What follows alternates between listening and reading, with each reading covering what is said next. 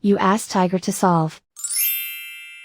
This deals with linear equations with one unknown. The final result is a equals -24. Let's solve it step by step. Isolate the x. Multiply both sides by inverse fraction 4 over -3.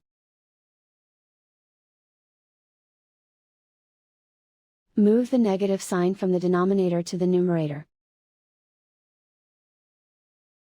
Group like terms.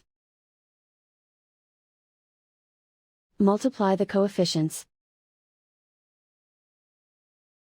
Simplify the arithmetic.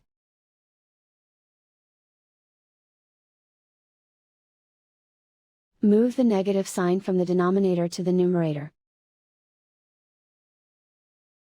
Multiply the fractions.